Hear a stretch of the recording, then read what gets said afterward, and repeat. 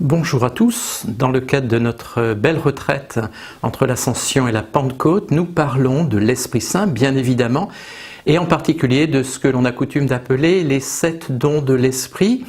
Dans l'origine se trouve dans le livre d'Isaïe au chapitre 11 et 2 premiers versets, une liste qui a été un petit peu systématisée par différents pères de l'Église et théologiens, et tout spécialement donc saint Thomas d'Aquin. Et aujourd'hui nous parlons de celui qui arrive en premier dans la liste, le don de sagesse, qui est le don contemplatif par excellence, le plus grand don des dons du Saint-Esprit. En fait, l'Esprit Saint, par rapport à nous, est le don de Dieu, si tu savais le don de Dieu. Mais c'est vrai que par rapport aux effets qu'il peut avoir sur nous, on distingue ces dons, au pluriel, du Saint-Esprit. Le don de sagesse nous fait goûter.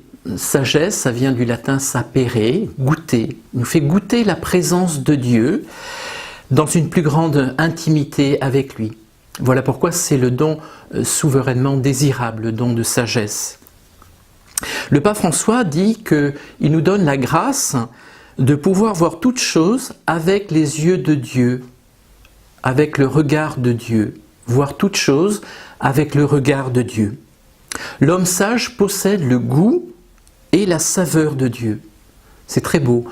C'est pour ça que nous devons vraiment demander ce don de sagesse, à l'image de Salomon, le tout jeune Salomon qui a demandé par excellence la sagesse pour gouverner le peuple de Dieu, pour discerner entre le bien et le mal.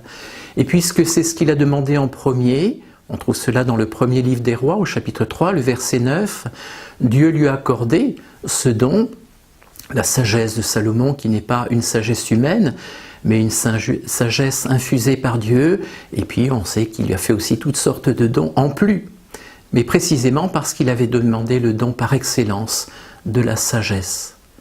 Alors ce don est effectivement non seulement désirable, mais bien utile aussi pour tous ceux qui ont charge effectivement de gouvernement, que ce soit dans le domaine politique, que ce soit dans le domaine ecclésial, il faut demander ce don pour le gouvernement, pour le discernement, pour voir toutes choses avec le regard de Dieu. Aussi, je vous propose une prière très simple que nous pouvons maintenant adresser à Dieu pour demander ce don de sagesse. Esprit Saint, accorde-nous le don de la sagesse, que nous sachions reconnaître Dieu présent et manifesté dans le monde, considérant toutes choses dans sa lumière, dans le souvenir permanent de la vie éternelle. Amen.